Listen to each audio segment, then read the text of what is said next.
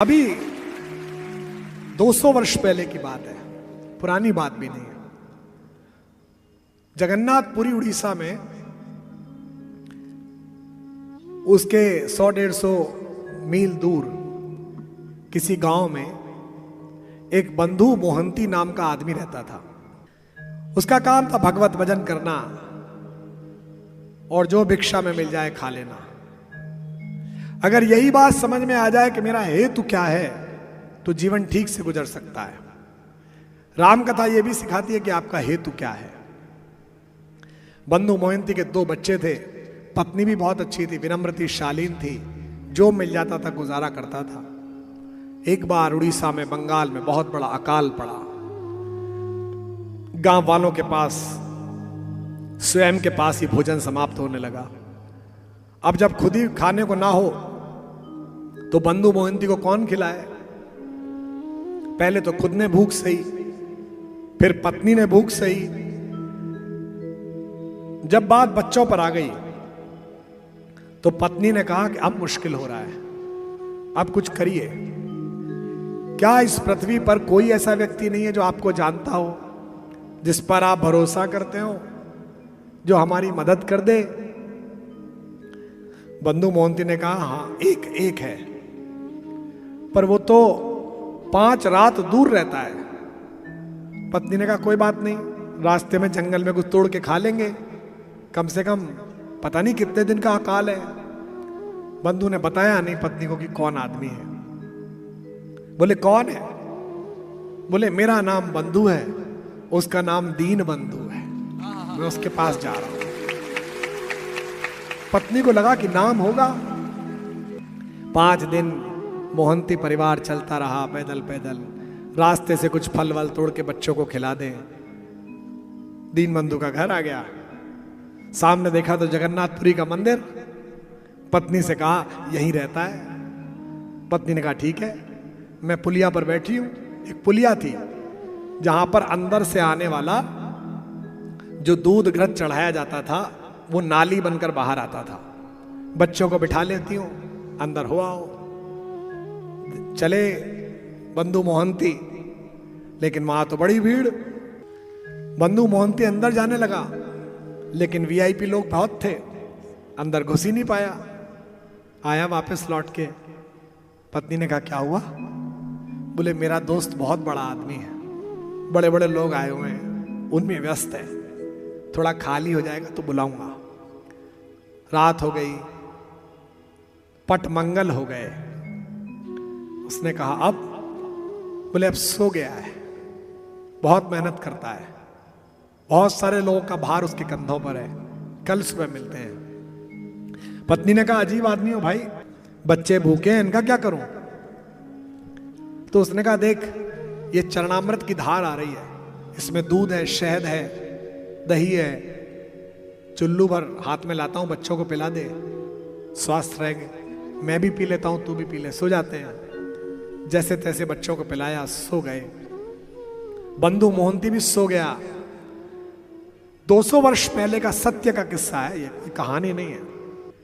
रात्रि में भगवान जगन्नाथ को विचलन पैदा हुआ। उन्होंने कहा एक ऐसा व्यक्ति जो इतना आस्थावान है कि अपनी पत्नी और बच्चों को लेकर 5 दिन पैदल चलकर आ गया, और मेरे रहते वो भूखा सो जाए, तो फिर ये किस बात की जनता और मैं किस बात का जनार्दन। भगवान ने मंदिर के कपाट स्वयं खोले और भंडार गृह में ताले में रखा हुआ वो थाल निकाला,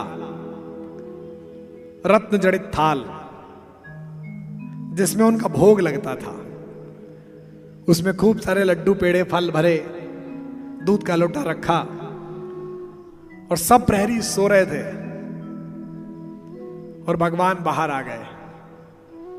आप पूछ सकते हैं कि ऐसा कैसे हो? जो जन्म के समय से कंस के प्रहरियों को सुलाकर बाहर आ जाता हो, वो अपने मंदिर से तो बाहर आ ही सकता है।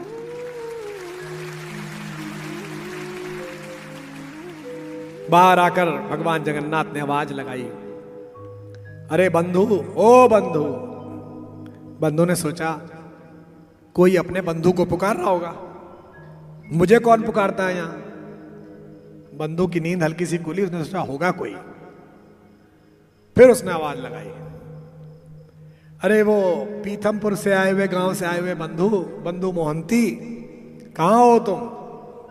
अब बंधु मोहंती को लगा कि तो कोई हमें पुकार रहा है। वो गया, देखा एक ब्राह्मण बड़ा सुदर्शन, पीतांबर पहने हुए। उसने कहा कि आप कौन है?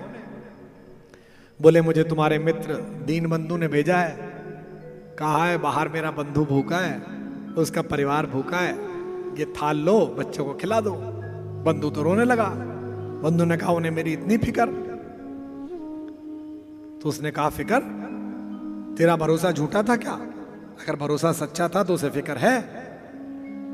ले गया थाल, बोला भैया अभी लाता हूं आपका थाल, बच्चे खा लें। बच्चों को उठा के खिलाया, पत्नी को खिलाया, पत्नी भी रोने लगी, खुद भी खाया, सब निपटा लिया। थाल देने चला तो कोई है ही नहीं वहां पर, दरवाजा बंद पड़ा है। सोचा सुबह दे दूंगा, जल्दी उठ के दे दूंगा, और कोई ले ना जाए थाल, इसलिए सिर के नीचे लगा के सो गया। 10-20 दिन में भोजन मिला था तो नींद लग गई। सुबह मंगला के लिए पट खुले 4 बजे तो पुजारी ने देखा कि थाल गायब है। राजा प्रताप वर्मा राज्य करते थे उड़ीसा में 200 वर्ष पहले। सैनिक बाहर खड़े थे, राजा को सपरिवार पूजा करने के लिए आना था। थाल गायब, थाल गायब, ढूंढ मची, सिपाही दौड़ाए गए। थोड़ी देर बाद सिपाहियों की नजर पड़ी, एक आदमी कोई चमकदार चीज सिर के नीचे लगाए लेटा हुआ है। हल्ला मच गया, पकड़ लिया, पकड़ लिया, पकड़ लिया। अब तो बंधु मोहंती की जो धुलाई हुई है, कोई इधर से मार रहा है, कोई इधर से मार रहा है। वो भला आदमी कह रहा है भैया मुझको तो जगन्नाथ जी ने भिजवाया था। लेकिन हम इतने अविश्वासी लोग हैं कि इसी परिसर में अगर सचमुच हनुमान जी प्रकट हो जाएं और कहें कि बहुत बहुत आशीर्वाद कुमार विश्वास तुम्हें, तो तुम कहोगे यार मुरलीधर जी ये वाला आप एक्टर बहुत अच्छा पकड़ के लाए, एक्यूरेट हनुमान जी जैसा लग रहा। हम कहते तो हैं कि ईश्वर पर भरोसा है, पर करते नहीं है। तो बंधु मोहंती ने कहा भैया हमको तो जगन्नाथ जी ने भिजवाया, दीन बंधु ने। सड़क पे जुलूस निकला साहब बंधु मोहंती का। राजा आया, पूजा हो गई। उस प्रदेश में 40 कारागार थे। ध्यान से सुनना, हर कारागार में 100 कक्ष थे। रात्रि को राजा प्रताप वर्मा सोया तो उसके स्वप्न में जगन्नाथ जी प्रकट हुए। उन्होंने कहा तू मूर्ख है, किस बात का राजा है? तेरी प्रजा के साथ अनाचार हो रहा है। मैंने अपने एक भक्त को भोजन के लिए थाल भेजा था, मैं स्वयं देने गया और तेरे सिपाहियों ने उसको बंद कर दिया।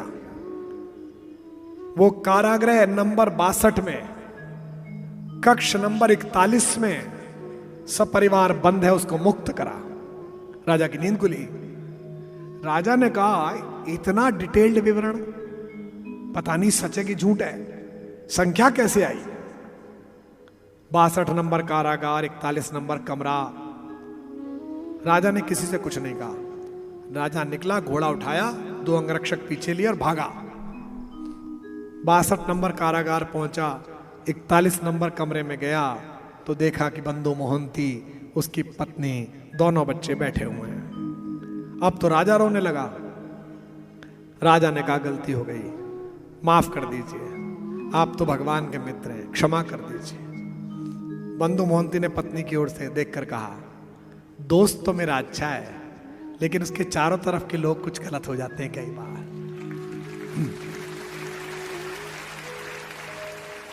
बंधु मोहंती को मुक्त कराया गया। जिस शहर में लोग उस पर थूक रहे थे, गालियां दे रहे थे, चोर कह रहे थे, उसी नगर में उसका सुंदर जुलूस निकला सम्मान का। पिछले 200 साल से जगन्नाथपुरी जी के मंदिर के भोग लगाने वाले मुख्य पुजारियों का परिवार आज भी बंधु मोहंती का परिवार है।